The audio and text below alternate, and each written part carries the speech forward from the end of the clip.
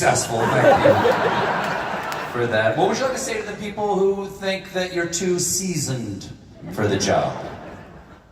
Well, I don't know about seasoned, but I hope that they're not too old. They're old ideas. You know, this last guy that I ran against and run again this time is his ideas are from the 18th, 19th century. No, I mean, I'm serious. The way he talks about the way he says he's going to suspend the Constitution, all the things he says.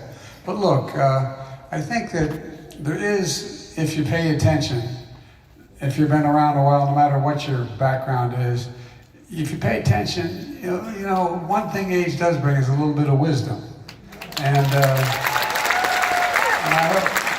I know I don't look much over 40, I know that. But all kidding aside, I think that one of the advantages that I've had, I got to work for and with both of these men. I got to serve in the Senate a long time, and I got to know the place. And I think at least, like for example, we got elected, everybody told me we couldn't do any of the things we got done. Literally anything. We couldn't get we couldn't get anything done. We couldn't get the CHIPS Act, we couldn't get the Veterans Fund. All these things we were told we couldn't get done.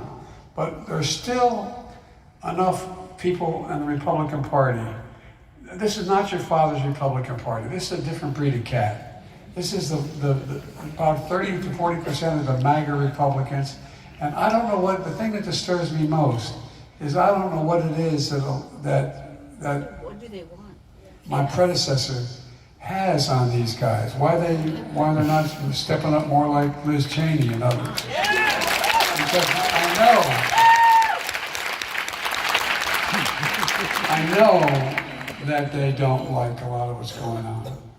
And for example, these guys are not going to vote again. They don't want to vote against raising the age of Social Security. They don't want to cut Social Security benefits. They don't want to end a whole. They don't like the idea of what's happened in Roe V. Wade. By the way, elect me. We're going to restore Roe v. Wade. Rapidly growing economy in the 1990s, and you saw a huge increase in our economy.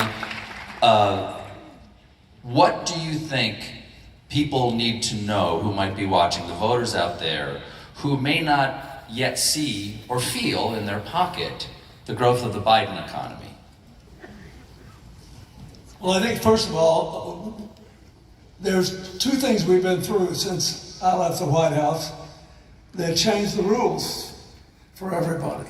One was the financial crash of 2008, which marred and limited what President Obama could accomplish early and required him to invest a lot of government money to try to jumpstart the economy in a program that he put President Biden and Vice President in charge of running, and he did a heck of a good job.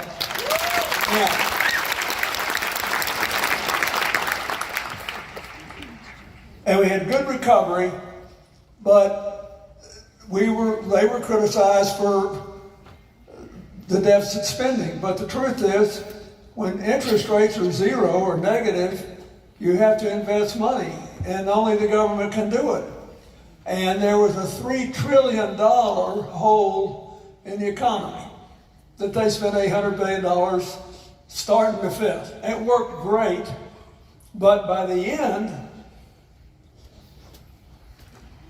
of President Obama's 8 years, we had a roaring economy, but people didn't feel it yet. It normally takes 2 or 3 years of real changes before people knew it.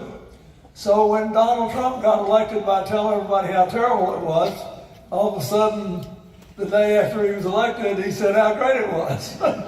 And it was. But it was pretty great the day before, too.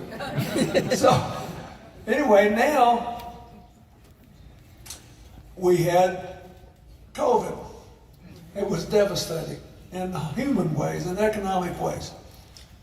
So President Biden gets in, and he doesn't want to undershoot the way the Republicans required President Obama to do back when he was president. So he says, give me this big recovery program, which is not everything he asked for, but it was big and robust. and he starts to implement it. And he gets criticized because not all the programs were solved day after tomorrow. But you know, the whole structure of the international economy, the supply chains, everything was thrown out of whack. And Joe Biden and Vice President Harris and their whole team methodically began trying to put the Humpty Dumpty back together again. And we're doing really well, I think. He could have done about that, unless it was to throw the country into depression. I mean, when everything stops, so you've got a shortage of everything, and the supply chains are all messed up, there's going to be inflation in the beginning. But he's building all these chip plants around America and doing all these other things. I noticed we finally got a big electric charging station in Queens for all the yellow cabs in New York that are coming and stuff like that. But this stuff is happening. And we cut the deficit. Feel it all. It's going to get better and better and better and better and better. So we should not make 2016's mistake. We should stay with what works and not let people who try to undo it take credit for what happened.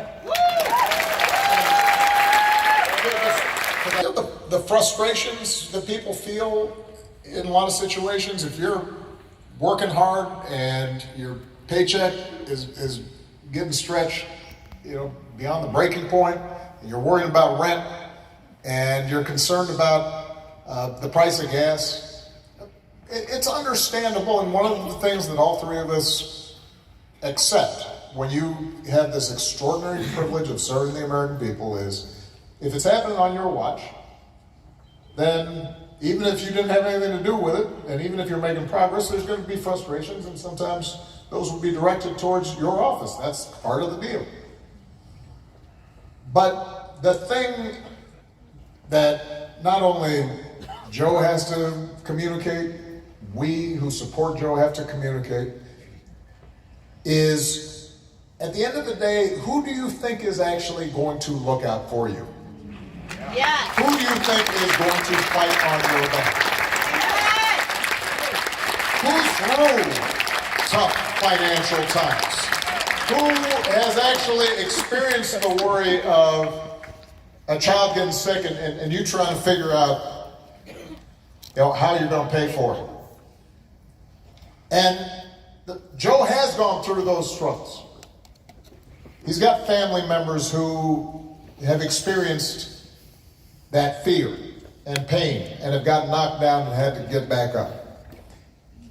And at the end of the day, what you want, not just out of your president, but out of your government, is people whose values are rooted in wanting to make sure everybody gets a shot. That is willing to fight on behalf of people who weren't born into privilege. And that's who Joe Biden is. And so, when we make an argument about the economy, it's not because we don't recognize that there are real problems and that there are entire communities that are still feeling like they're being left behind. And it's legitimate for them to feel frustrated. And they're going to occasionally take it out on the president. And that's fair, because, Joe volunteered for the job, as we all did. But at the end of the day, you do have to make a choice, and the question then becomes, who is it that really sees you and cares about you? I can't... I'm pretty confident the other guy doesn't. This guy does. That's why we have to fight so hard.